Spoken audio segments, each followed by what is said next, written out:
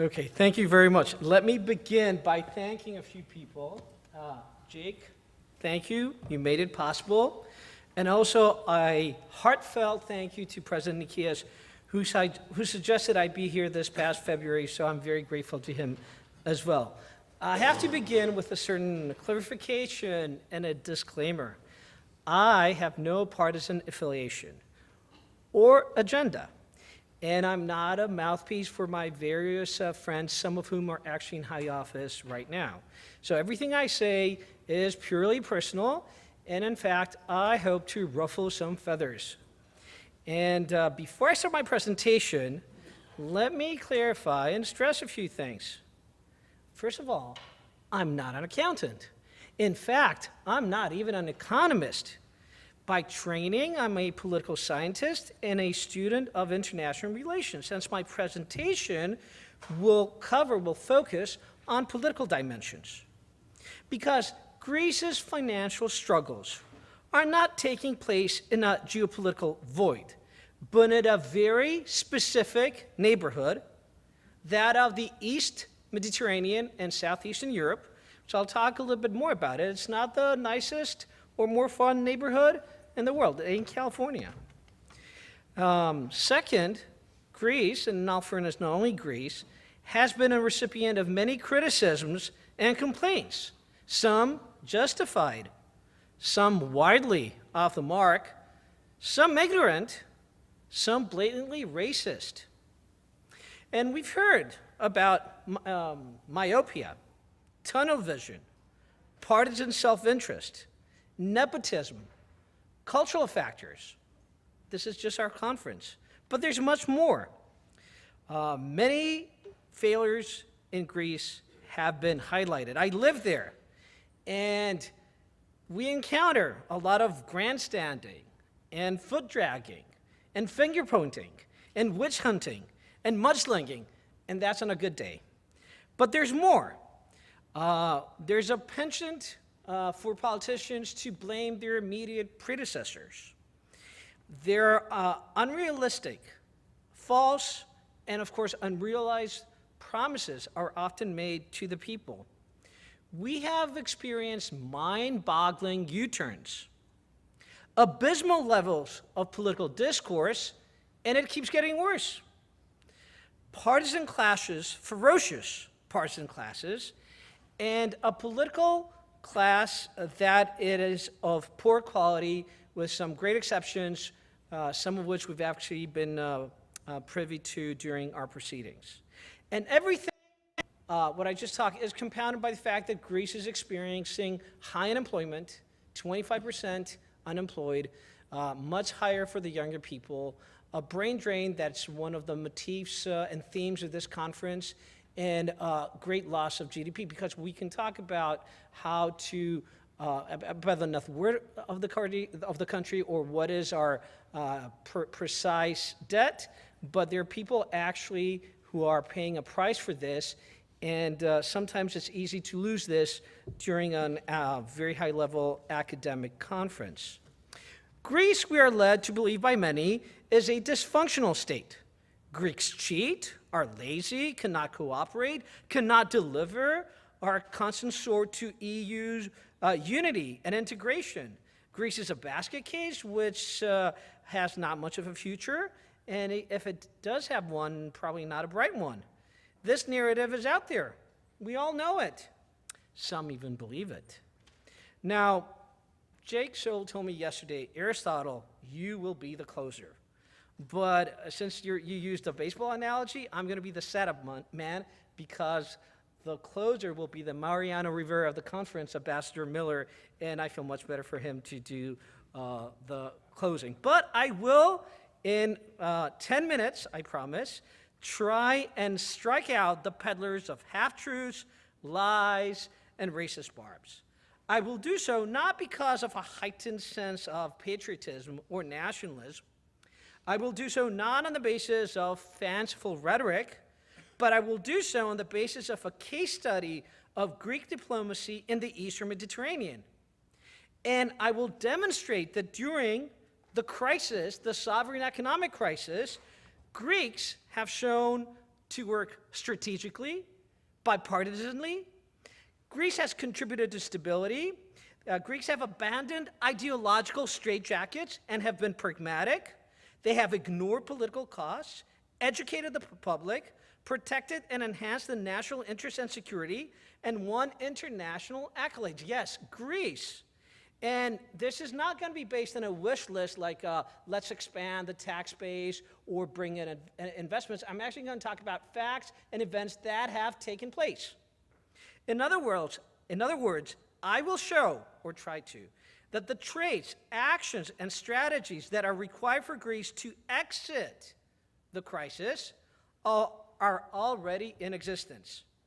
And hence, I will close with a note of optimism, and I think a justified one, even though I'm not an accountant nor an economist, nor even an economist. Now, the eastern part of the Mediterranean, and I'm going to skip a lot of what I have here, but the eastern part of the Mediterranean where Greece is a part where we are witnessing intriguing, worrisome, and dangerous events. So the rise of ISIS, the civil war in Syria, the refugee crisis, really dysfunctional states, or not really states in quotation marks, such as, for example, what is going on right now in Libya and Syria, the rise of Hamas in Gaza, the strength of Hezbollah. I mean, it's not the nicest, most serene or peaceful neighborhood in the world. But during the crisis, Greece has done two things, and I'm going to talk very briefly, and I'm going to skip a lot at last, but a lot of it is in my latest book.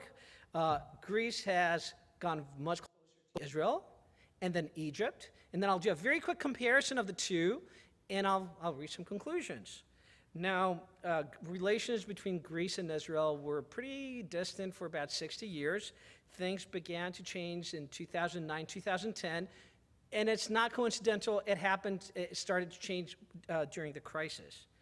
There was a geopolitical reason. Greece first faced the perfect geopolitical storm. From a Greek perspective, there is a great security concern that is Turkey. All the polls show it. All my interviews show this. And yet, at that point, Turkey was on the rise and the Greek economy was not doing very well.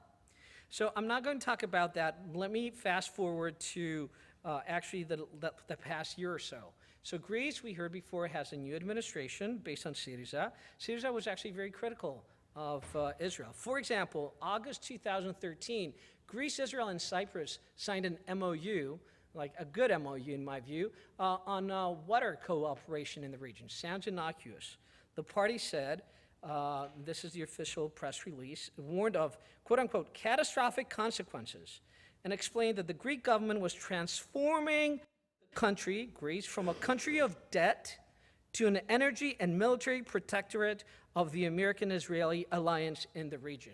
So a lot of people thought, okay, it's not going to happen. It's not going to continue, right? Wrong. In fact, it turns out that a party in office does one thing, and while in opposition said another thing. Shocking. I can't believe it. So some of the things that have been going on during the past year between Greece and Israel, the military cooperation, amazing. Charity 2015, this was in March, April. It was a huge military exercise that involved 150 military aircrafts flying 797 sorties. I have a long list. I'm just going to say one or two examples. But I can go on and on and on and on just to make the point. Or May 14, 2015, the 2-week-long naval exercise, Noble Dina. You got to give it to the military for the names they come up with for their exercises. Israeli, Greek, U.S. navies involve hundreds of military personnel, a dozen ships, and submarines. Blue Flag, the largest Israeli Air Force exercise in the history of the country. And Greece was part of it, as was the U.S. and Poland. And many examples. Last summer, when it was right around the time of capital controls and are we going to have a deal or not a deal, the defense minister of Greece went to Israel and signed a status of force agreement that covers the rules and legal protocols according to which military personnel of one country will transit or stay in the other.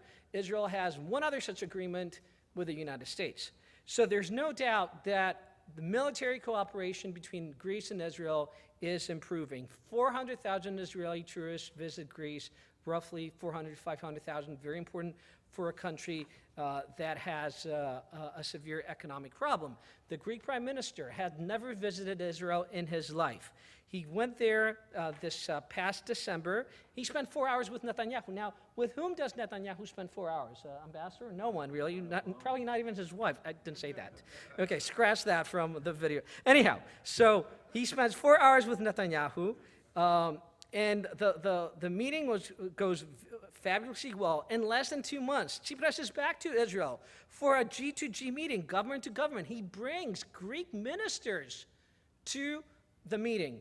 And Netanyahu says, quote unquote, was a true friend. And the following day, the leaders of Cyprus, Greece, and Israel fly to Nicosia, where they do the first trilateral meeting between the three countries, 7 areas of cooperation: energy, tourism, research and technology, water, environment, migration. And it's very important because the cooperation begins to be institutionalized. It's going very strong. Now, quickly to Egypt. 3 trilateral meetings between Greece, Egypt, and Cyprus. The first one in Cairo in 2014 gets things going. The second one takes place in late April 2015 in Nicosia, and it is prescient in saying we need to put terrorism on the agenda. This is before various attacks took place in Europe. The third one in Athens, and here I'm going very fast, which is, again, tries to institutionalize things. So we now have Greece. This is Greece that is going bankrupt,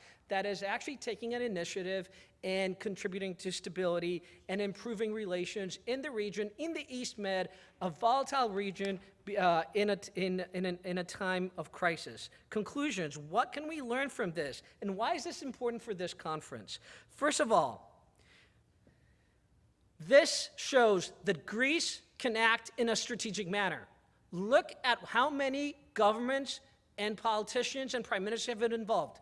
Papandreou George, then the Papadimos prime minister and administration, then the Samaras one, and now the Tsipras one. When you have 4 different ideological parties continuing, it's like the equivalent would be containment. This is strategic. Greece can act strategically. This is proof, not on a partisan basis. 2, energy is a big part. And I have here a list of all the energy plans circulating in the region about potential cooperation. My favorite would be the East Med pipeline linking Israel, Cyprus, Crete, and then the Peloponnese. I don't know which one is going to happen. There are about 6 or 7, some more credible or likely than the others. But I'll tell you something that I do know. And what I do know is that unless you have improved political relations, there's no point in discussing how the energy findings in the East Mediterranean are going to be exploited. And this is what Greece has managed to do during the crisis. Cyprus has been brought in, so the Hellenic forces have been cooperating very well. All these things are actually multidimensional. So it's not just the military, it's not just tourism, it's not just energy potentially in the future, but it's also investment, it's also trade, it's a lot of things.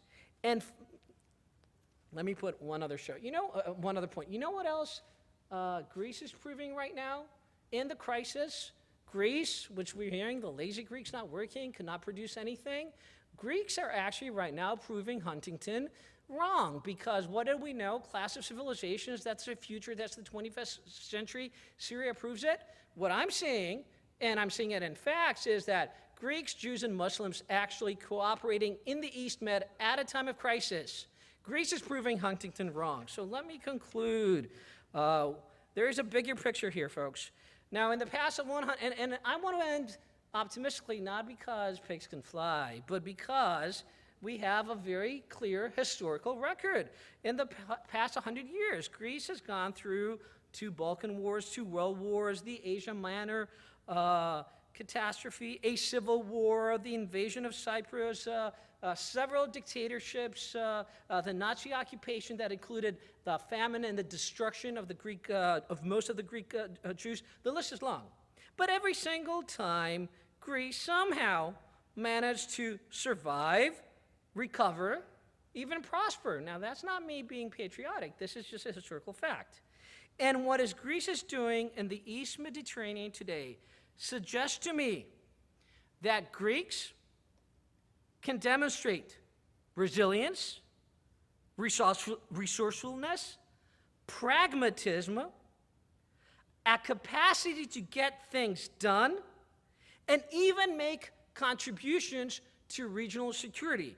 So do I think that Greece can make it? I'd say, Mr. Kazarian, I'd say don't bet against Greece because we've done it before. We'll do it again. It ain't going to be easy, but, maybe we'll do a conference a couple of years from now on how Greece managed to get out of the crisis. Thank you very much.